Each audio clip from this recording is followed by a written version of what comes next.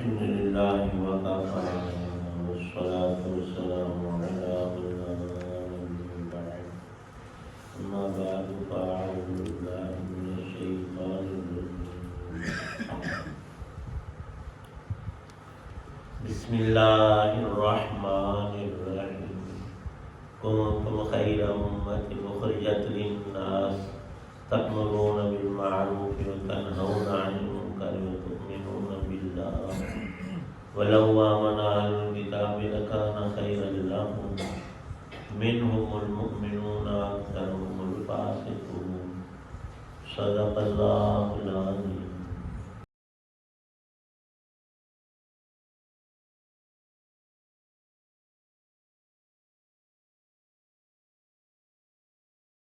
اے مسلمانوں، تم بہترین امت ہو جو لوگوں کے فائدہ کے لیے وجود میں لائی گئی ہے.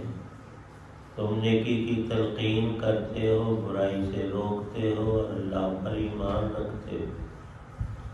اگر اہل کتاب ایمان لے آتے تو یہ ان کے حق میں کہیں بہتر ہوتا.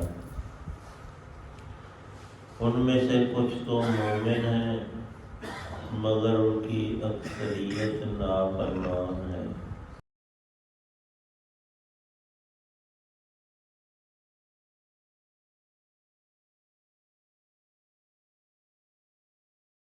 سورہ آل عمران کی آیت 110 ہے. کل بھی یہی آیت مبارکہ تلاوت کی تھی اور اس کا ترجمہ کیا گیا. اللہ تعالی شانہ نے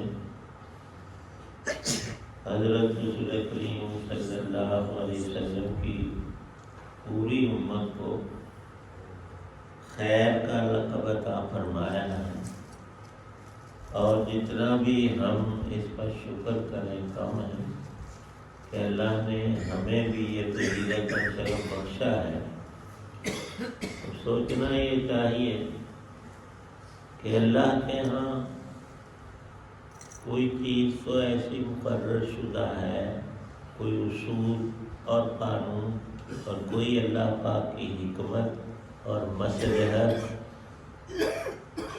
کہ جس کے سبب سے یہ خیر ہونا، یہ بہتری، یہ فضیلت عطا ہوئی، تو اس کو خود اللہ پاک بیان فرما رہے ہیں کہ کنتم خیر امت اخرجت للناس. یہ وہ مبارک لفظ ارشاد فرمایا کہ تمہارا وجود ہی تمام لوگوں کے نفع کے لیے اللہ نے تخلیق فرمایا. جیسے تمہارے نبی حضرت محمد مصطفیٰ صلی اللہ علیہ وسلم کو اللہ پاک نے سراپا رحمت بنایا. وما ارسلناک الا رحمۃ للعالمین. آپ سب جہانوں کے لیے، تمام انسانوں کے لیے اللہ کی سب سے بڑی رحمت ہے. تو آپ کی امت کو بھی ایسی فضیلت ملنی چاہیے تھی جو عطا ہوئی کہ تمہارے وجود سے، تمہارے قول سے، تمہارے افکار، ہر چیز سے لوگوں کا نفع رب نے وابستہ کیا ہے. تو تمہیں یہ ڈیوٹی دینی چاہیے. مومن کے ہاتھ، زبان، آنکھ، کان، پورے وجود اور اقوال و افعال سے دین اسلام اور نور ایمان کی چمک نظر آنی چاہیے. محکمے کے اندر جتنے لوگ ہوتے ہیں ان کی بالخصوص فوج اور پولیس ہے تو ایک وردی ہے، اور اس میں خود سے پتہ چلتا ہے کہ یہ فلاں گروہ سے تعلق رکھتا ہے.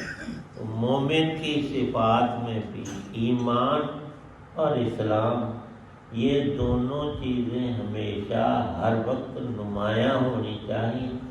جس کا بالکل سہل طریقہ یہ ہے کہ ہماری زندگی رسول پاک صلی اللہ علیہ وسلم کی سنت کے موافق ہو، ہمارا چہرہ مہرہ بشرا، ہمارا جسم، ہماری جان، ہمارے کام جتنے بھی ہیں دنیا کے اور دین کے، وہ سب اس بات کی طرف مشیر ہوں، کہا جائے یا نہ، کہ بھئی یہ مسلمان آدمی۔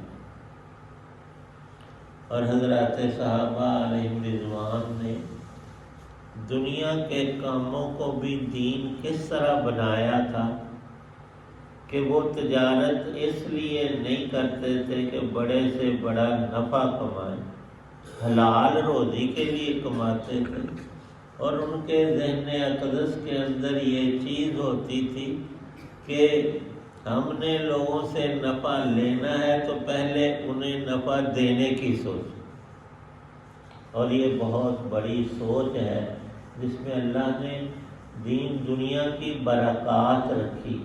ایک بزرگ تلقین فرما رہے تھے، تم نے معاملات کے اندر، تجارت اور ملازمت کے اندر صرف نفع اور تنخواہ کو مطلوب اور مقصود نہیں بنانا، تم مسلمان ہو، تمہارا پہلی نیت اور ذہن یہ ہو کہ میں لوگوں کو فائدہ پہنچاؤں، میں منڈی سے سبزی اور پھل لاؤں گا، لوگ مجھ سے خریدیں گے، اللہ کی مخلوق اس سے متمتع ہوگی۔ تو پہلے ہی ساڑھی نیت ٹھگی دی، پھر ساری زندگی ایسے ہی گزر جاتی، اور کچھ مال حرام سے آ بھی جائے وہ فائدہ نہیں دیتا بلکہ نقصانات کا سبب بن جاتا ہے۔ خیر امت اخرجت للناس، یہ بہت بڑی شان ہے، اس کی نیت بھی لازم ہے، اور مسلمانی بھی در حقیقت یہی ہے۔ دنیا کا نفع چھوٹا اور عاجل کوئی کسی کو ہم نہیں دے سکتے، تو آخرت کا عظیم ترین فائدہ وہ ہم سے کیسے پائے گا؟ کام تو یہاں سے شروع ہوتا ہے کہ مومن سراپا خیر ہو، اور وہ خیر بننا اور ہونا کوئی اتنا مشکل اور ایسا مغلق کام نہیں ہے کہ سمجھ نہ آئے اور بندہ کر نہ سکے۔ نیکی کی راہ پر چلنا بدی کے مقابلے میں بہت اللہ پاک نے سہل اور آسان رکھا ہے۔ آپ بجائے کسی دوست کی اور سامنے شخص کی توہین کرنے کے اس کی توصیف کرتے ہیں، ماشاءاللہ اللہ نے آپ کو خوبی دی، آپ کا چہرہ خوبصورت بنایا ہے تو اخلاق بھی اچھے ہوں۔ اب تعالی شانہ نے میری زبان ہی نہیں دی، ہمیں آرڈر ہے کہ ایک تو یہ کہ خود اپنا کام آپ کریں اور ساتھ میں دوسروں کا جتنا ہو سکے۔ تو اس میں کون سی مشقت ہے کہ کوئی توڑا اور بوری ہی اٹھانی ہوتی ہے؟ معمولی چیزوں میں اپنا فائدہ، وہ کیا کہ بجائے انتظار کرنے کے نوکر آئے گا مجھے پانی پلائے گا اور پھر برتن اٹھائے گا، خود اللہ نے ہمیں طاقت ہاتھ پاؤں دیے، یہ کام خود بھی کریں، اور کسی کی خدمت، کو بوڑھا ہے، بیمار مریض ہے، کو پاہج ہے، تو حدیث پاک میں وہ کتے کی کہانی نہیں، ایک حقیقت بیان کی ہے کہ اللہ کی گھٹیا ادنا نجس مخلوق تو رب کی ہے، تو وہ کنویں کے قریب گیلی مٹی چاٹ رہا تھا۔ پچھلی قوموں میں ایک پاشا عورت تھی تو مسلمان، لیکن کام برے کرتی، وہ بھی وہاں پانی پینے آئی، اس نے حالت دیکھی تو ڈول تھا نہیں، اس نے اپنے جوتے کے ساتھ دوپٹے کو باندھ کر پانی نکال کر اس کے منہ میں ڈالا۔ فرماتے ہیں رسول پاک صلی اللہ علیہ وسلم کہ اللہ نے اس کے اس نیک عمل پر اس کی بخشش فرما دی، اتنے عظیم ترین گناہوں کو معاف کر دیا۔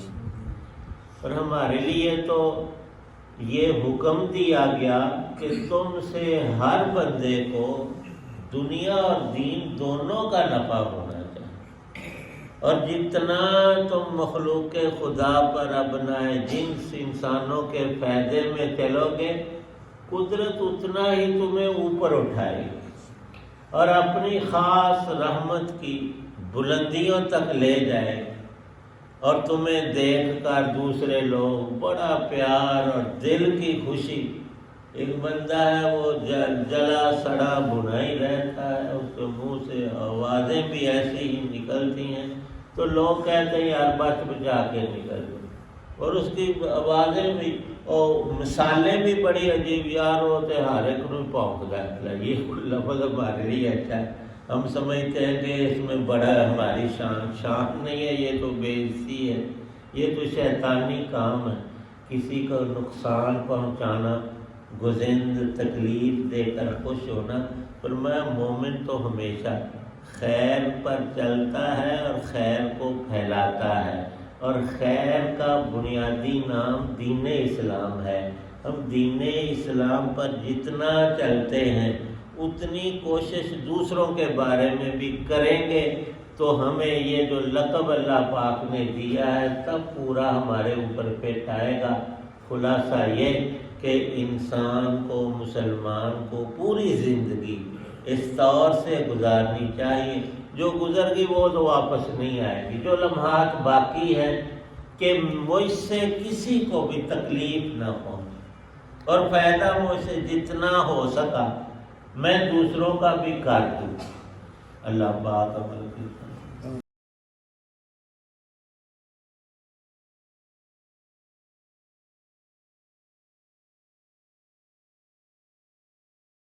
الحمد للہ رب العالمین والصلاة والسلام علی رسول النبی. ربنا آتنا فی الدنیا حسنہ وفی الآخرۃ حسنہ وقنا. یا اللہ پاک بیماروں کو شفا عطا فرما. حاجی عبدالمجید صاحب اسپتال میں ہیں، دعا فرمائے اللہ ان کو صحت کاملہ عطا فرما. سب بیماریوں سے یا اللہ پاک ہماری حفاظت فرما. جتنے حضرات دعا میں موجود ہیں سب کی نیک دعاؤں کو قبول فرما. دین دنیا کی آسانیاں، راحتیں، خیر نصیب فرما. تمام شرور سے ہماری حفاظت فرما. یا اللہ پاک بدحالیوں کو اپنی رحمت سے خوشحالیوں میں مبدل فرما. تمام مصائب کو، آلام کو، دکھ درد غیب یا اللہ پاک دور فرما. صلی اللہ تعالی علی خیر خلق محمد وعلی آلہ وصحبہ وآلہ بیتہ اجمعین. آمین.